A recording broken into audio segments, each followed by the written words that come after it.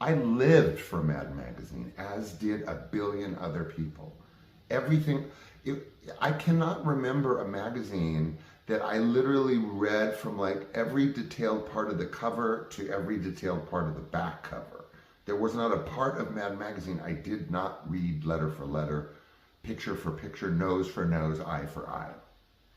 So he had this sprawling house, mansion, you know, same like plot size as ours, but ours was like deep, like big. They were all like kind of Spanish style, like Moorish, well, ours and his was. And so ours, you go in and it was deep. It was like, you know, like 3 stories, but, you know, like this weird like staircase and everything.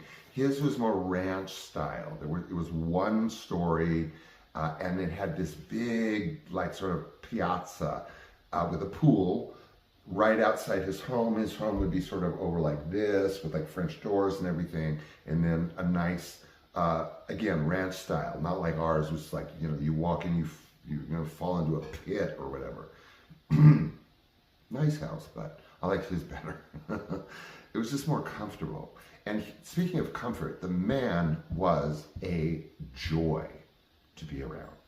So he has this gaucho house, and it is, of course, you know, full of his stuff.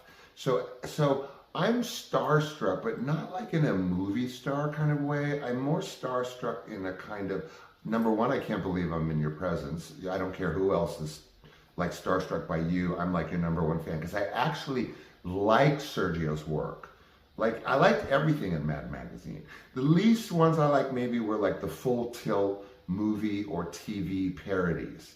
I would read those, but that would be like the last thing I'd read. They were really like word heavy, but the likenesses were unreal. I couldn't believe how these artists would get like the way that she bit her lip or whatever, or the way that her, you know, it was just it was supernatural. And it was beyond, I mean, we're talking 50s, 60s, 70s, 80s, 90s.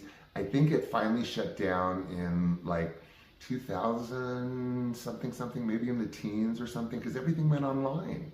No one was buying stuff like my book, but you can get it PDF, and you can't, you know, read it on well, I guess you could read it on a tablet if I sent you a PDF. Anyway, whatever.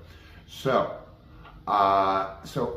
again, this is this kind of weird starstruckness because, again, as I will remind you, I wanted more than anything to be an illustrator or a cartoonist specifically. I've shown a couple of things of mine, but there's like, you know, stacks that I don't have